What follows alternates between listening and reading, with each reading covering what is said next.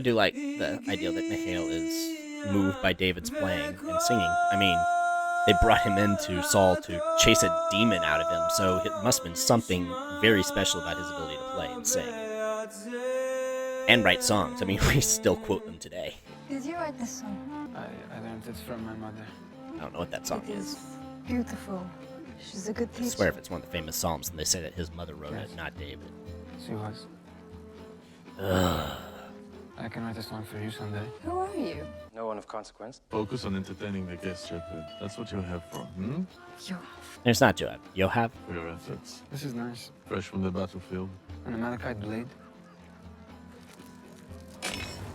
I love that moment so much. The intense contrast of it. The fact that Saul was told not to keep anything, that he was told to destroy the Amalekites completely, kill all of them, get rid of all their stuff, don't take anything for plunder. And Samuel told Israel this, and presumably other Israelites would know that. So this guy, maybe Joab, I could see Yoav being a pronunciation of Joab, and I could also see it not being a pronunciation of Joab. And so I don't know if he is or not. I guess I could check IMDb.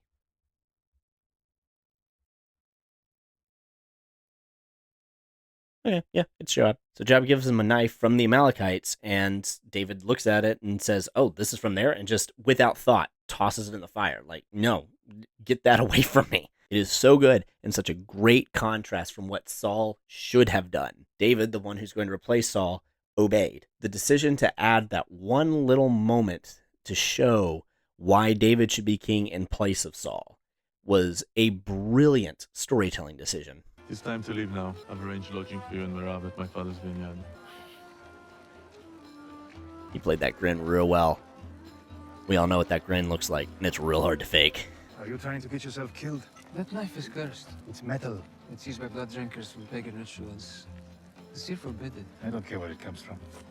I do. And a really good exchange because later Samuel is going to think that Eliab, as I always said it in my American vernacular, is the one that God chose to be king based on how he looks and how he's so strong and tall and handsome.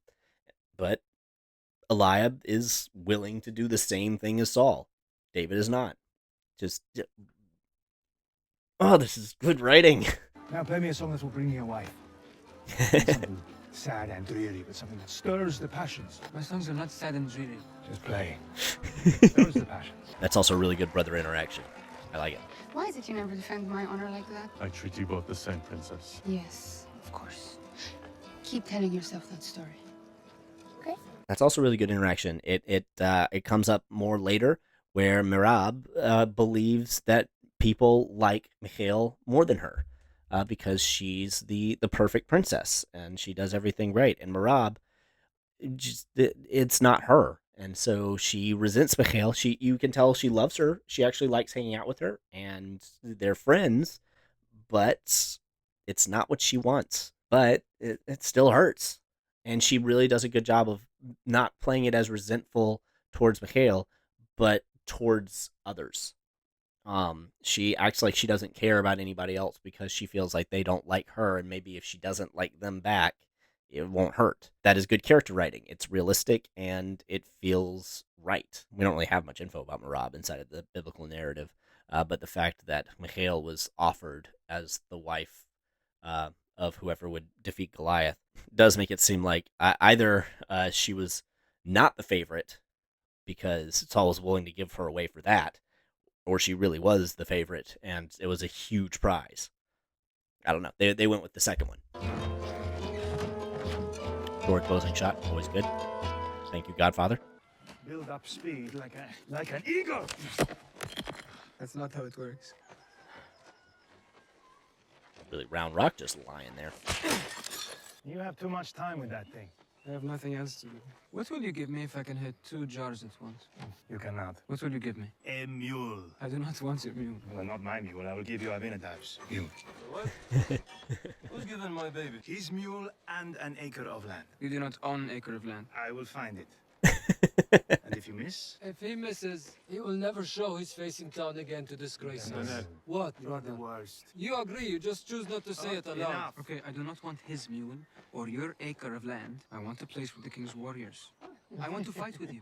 There is no honor in fighting for that king. Father is right. No, he's wrong. There is great honor in it. You will not make it a dozen paces before an enemy cuts you down. I can fight. I know I can. This is chasing the birds away. Hey! I was drinking that. Okay. 2 jars at once. Go on.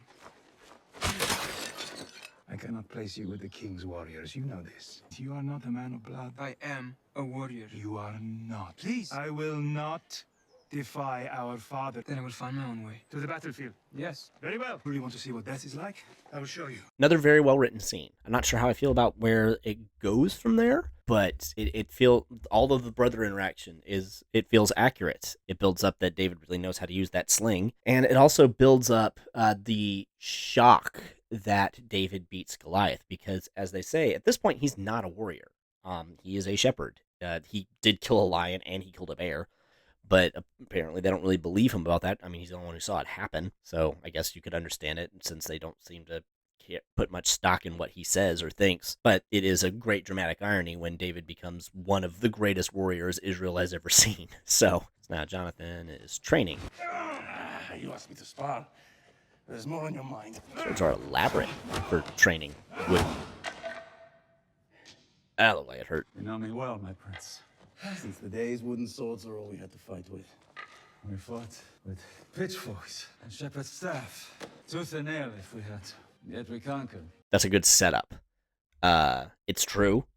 There are stories inside of the book of Judges about how Israel had no actual weapons. They fought with whatever they could. And so that's really good writing that in the scene immediately before this one, David's brothers are mocking him, saying he can't be a warrior because all he is a shepherd. And then we have this with Jonathan saying that's all any of us were until very recently. And we still won because of God. Yet we conquered. My father vanquished armies who had metal and bronze. Now he cannot defeat his own mind. Why was God do this? I am but a soldier. God does not talk to me. Surely my father did. What did Samuel say to him? You must ask him that yourself. But one thing is clear. Your reign is coming. My father is the king of Israel. Your father struggles to get out of bed. Why did no one invite me to spar? Right, so then Saul comes in, says that he wants to spar with Jonathan because he's well rested enough to do so. Funny that Saul's doing this in a nightgown. Doesn't matter. Father, he's been angry before. Whatever this is, we will make sacrifices with him. Nor be forgotten. All will not be forgotten. Somewhere is an old man, jealous of the power he lost. Is that what you think he is? I fear that is what he has become. That's not the man I know.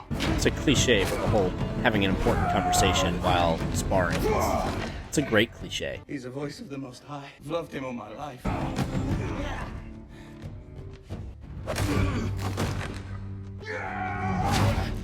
Again, great contrast of Jonathan still respects and follows the will of God, and Saul's Still king. not feeling it. You don't get to hug somebody that soon after you headbutted them during a sparring match. Headbutt should only be used in desperation. Where is your sister? I wish I had an apprentice as diligent as you. Ahimelech, I hope you do not mind. I know I'm not meant to be in here. Your secret is safe with me. I miss that was Ahimelech. My sweet. Are you supposed to have that?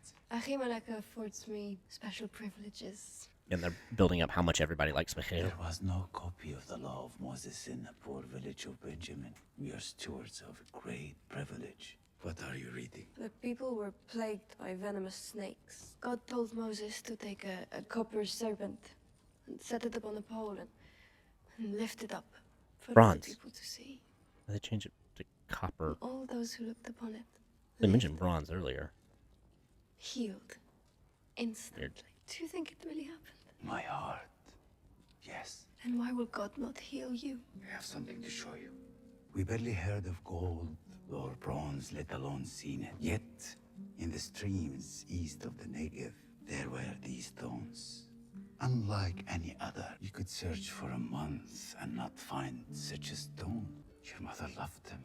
We would spend endless hours searching for them together. But in truth, I was simply trying to convince her to marry me. So I had this made for her. Do you think she would like it? She will cherish them I imagine this is probably some kind for of eternity. accurate historical thing. I want to know what jewels Remind her of better times.